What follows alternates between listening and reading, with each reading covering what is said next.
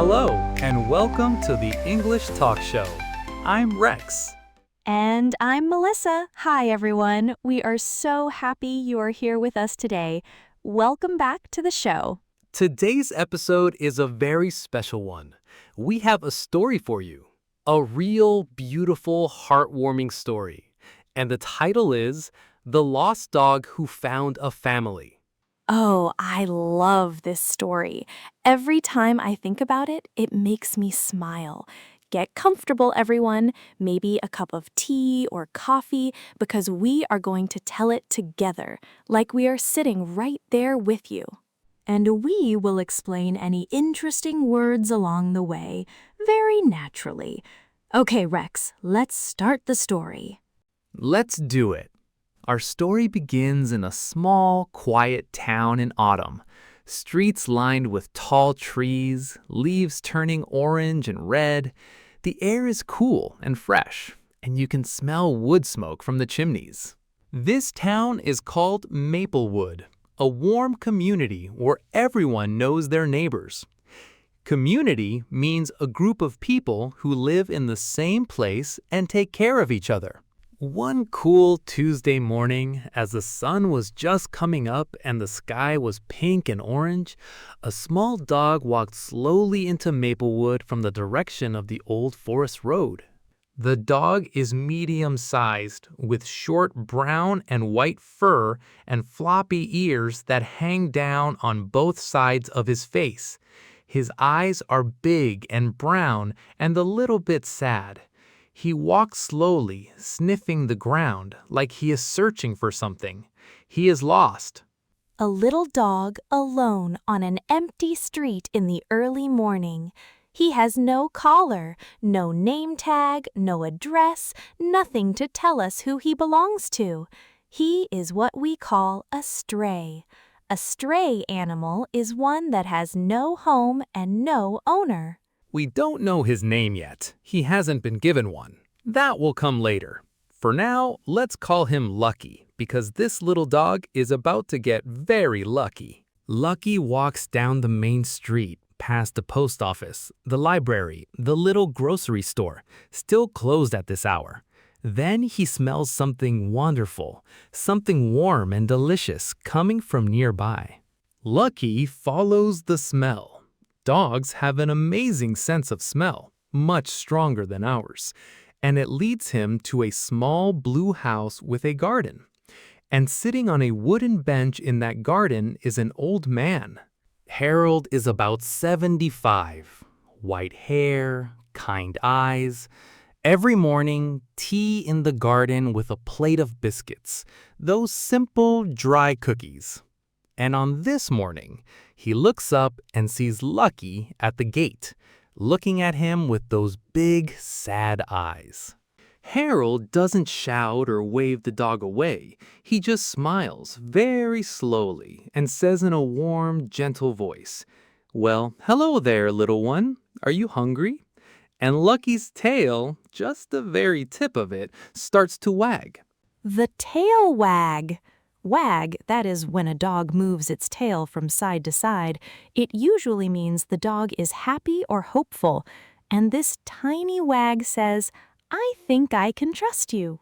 Harold goes inside and comes back with a bowl of water and some leftover chicken. He places both near the gate, then steps back and gives Lucky space. He doesn't rush toward the dog. He just sits on his bench quietly and waits. That is so wise.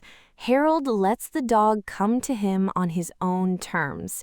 That phrase, "on your own terms," means when you are ready, in your own way, without pressure. After a few careful minutes, Lucky walks to the bowls, drinks all the water, eats all the chicken. Harold nods slowly. "You are welcome here." Lucky rests in a patch of warm sunlight while Harold reads his newspaper, not bothering him at all. He chose to help, and that is the first lesson of this story. Kindness is always a choice. After a while, Lucky gets up, does that big, slow dog stretch, and walks back out of the garden and continues down the street. He is full and rested, but still has no home. The journey continues. By mid-morning, the town is waking up, and the smell from the local bakery, yes, Maplewood has a bakery, is absolutely incredible. Fresh bread, cinnamon rolls, warm pastries, the whole street smells amazing. Lucky trots. Trot means a light, quick step, right to the bakery door. There stands Elena the baker, wiping her apron with a big warm smile and flour on her cheek. "Oh my, far too skinny, young man," said Elena with her hands on her hips. She returns with plain bread and a small piece of cheese, not too rich because she knows what is good for dogs. While Lucky eats, Elena sits beside him and talks. The bread didn't rise today. Rise means when bread gets bigger in the oven. Lucky can't understand the words, but he hears the gentleness in her voice. That is enough. He can hear the gentleness. Tone of voice, the way someone sounds when they speak, communicates so much, even without all the words. A kind tone tells you that you are safe. That is true for dogs and for people learning a new language, too. After his breakfast at the bakery, Lucky gives Elena a big happy tail wag and heads off again. It is almost lunchtime, and as Lucky rounds a corner near the town park, he hears something. Laughing. Children laughing. In the park, a group of 4 children are playing with a ball on their lunch break from school. When one girl, Priya, sees Lucky walking along the edge of the park, she stops immediately. She grabs her friend's arm and whispers, "Look, there is a dog, and he has no collar." One of the boys, Sam, is impulsive. Impulsive means you act quickly without thinking first. Sam immediately runs toward Lucky, arms wide open, shouting, "Puppy! Puppy!" But Priya is fast. She calls out, "Sam, stop! Don't run at him, you'll scare him." And Sam actually stops, skidding to a halt on the grass. Lucky, who had tensed up means his body went stiff and ready to run, pauses and looks at the children. Priya crouches down, bends her knees to make herself smaller, and holds out her hand, palm up. She says softly, "Hey buddy, it's okay. We won't hurt you." They all wait quietly, and very slowly, step by step, Lucky walks toward Priya's hand. He sniffs it, then he licks it. The children are delighted. They all come closer slowly, and for 20 minutes, Lucky plays with them in the park.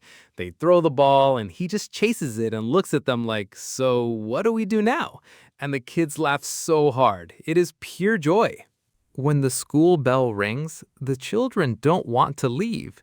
Sam asks, "Can we keep him?" And Priya says, "Sam, we can't take a dog to school." Before they go, they share their lunch snacks with Lucky. And Priya scratches his ears gently and says, "I hope you find a home, buddy." I hope you find a home, buddy. She is just a child, but she understands exactly what he needs. Not just food or play, he needs a home. By now, word has spread around Maplewood. In a small town, news travels fast. Harold mentioned Lucky to his neighbor. Elena told her customers. The children talked about nothing else at school. Everyone knows about the sweet stray dog by afternoon. As the sun begins to go down, the sky turning pink and purple, Lucky starts to slow. His tail is lower now, not wagging so much. He is tired. He has had a long day, and he is still alone. No place to sleep tonight, no real home. Even with all that kindness around him, at the end of the day, he is still a stray, still searching for something more permanent. And permanent means lasting a long time, or forever, not just for one day. And here is where the story takes its most important turn. Lucky walks down a quiet street called Birchwood Lane and stops in front of a yellow house. Small porch light glowing, flower boxes under the windows. Through the window, Lucky sees a family at dinner. Warm, golden light. A woman and a man, a boy of about 12, and a little girl, maybe 6 or 7, with pigtails and a bright red sweater. They are all laughing, and the little girl is telling some very dramatic story with her hands. This is the Miller family. Mom, Grace, Dad, Daniel, the boy is Tom, the little girl with pigtails is Lily. Lucky stands at their gate, watching the warm light, and his tail, very slowly, begins to wag again. Oh, the tail wag again. Something in him recognizes this place. He feels something even before anyone has opened the door. Then the front door opens, because Lily, sharp, observant little Lily, has spotted Lucky from the window. She shouts, "Mama, there's a dog outside. He is just standing there looking at us." And before Grace can respond, Lily has her shoes on and is out on the porch. Lily stands on the porch looking at Lucky. Lucky looks at Lily. Neither of them is afraid. They just look at each other for a moment. Then Lily says in the most serious 6-year-old voice you can imagine, "Hello, dog. Do you have a family?" Lucky can't answer, but he wags his tail harder. Do you have a family? Oh, my heart. She just asked the most important question in the simplest way possible, and the tail wag is his answer.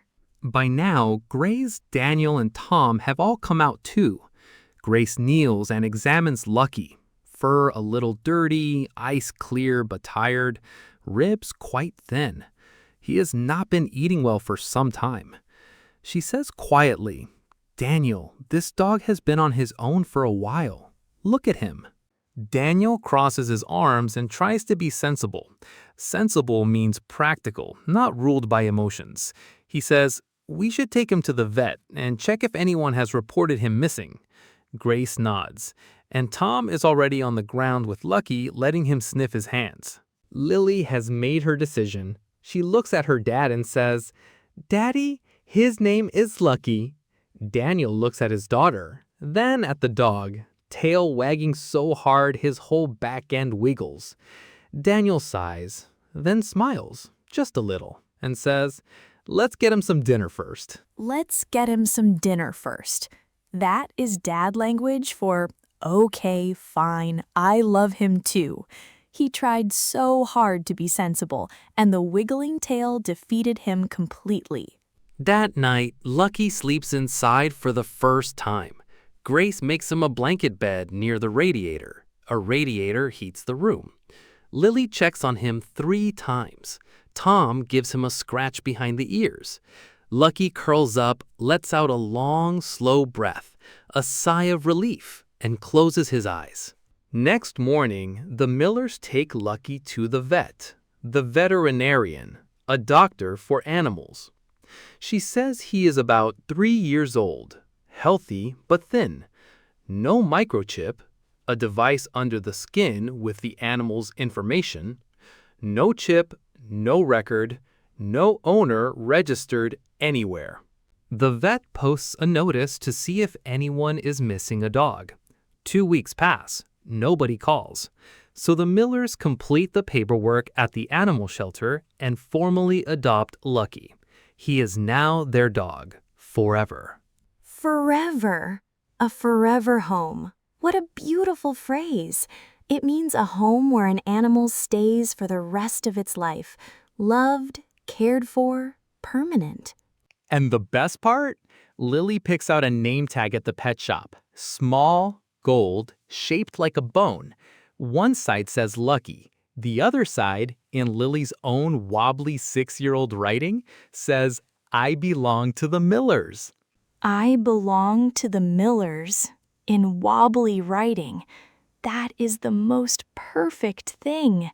Every animal should have that. A place to belong, someone who loves them. Lucky settles in beautifully, Morning walks with Grace, waiting at the door for the kids after school, evenings with Lily using him as a pillow. He eats well, plays in the garden, sleeps soundly every night. The tail wag is almost constant. Every time someone comes home, every time he hears his name. Because Lucky is not lost anymore. He has found exactly what he was searching for. He just didn't know the name for it when he started. He was searching for belonging, canine relating to dogs, but the need to belong, to be wanted, to have a place that is yours, that is universal. Every living thing feels that. That is what makes this story so moving. Even though it is about a dog, it touches something in all of us. We all know what it feels like to be a little lost, and we know what it feels like when someone reaches out a hand and says, "Hey, you are welcome here." And what I love most is that nobody was asked to help Lucky. People saw a need and responded. Harold with his chicken, Elena with her bread and gentle voice, the children with their laughter. Everyone gave what they had. All those small acts of kindness kept Lucky safe until the right family found him. Or he found them. Did Lucky find the Millers, or did the Millers find Lucky? I think it was both. A meeting that was meant to happen. For anyone who has ever felt a little bit like Lucky, a little lost, unsure of where you belong, this story is for you. Keep walking, stay open, and wag your tail even when you are tired. Your Maplewood is out there. Your yellow house with the porch light on is waiting. Melissa, that is genuinely beautiful. I could not have said it better. Wag your tail even when you are tired. I think that might be my new life motto. Put it on a t-shirt. Okay, let's wrap up. Rex, do you want to do the honors? Thank you for listening to the English Talk Show. Today's story was a reminder that kindness doesn't have to be big or complicated. A bowl of water, a gentle voice, a hand held out. Small things matter. Small things change a life. We hope this was good English practice too. Words like community, stray, permanent, veterinarian, forever home, write down any you want to remember. Language grows one word at a time. On behalf of Melissa and myself, thank you for being here. Until next time, be kind to those around you. Somewhere out there, Lucky is napping on his warm blanket while Lily uses him as a pillow. All is right with the world. All is right with the world. See you next time, everyone. Bye-bye. Bye.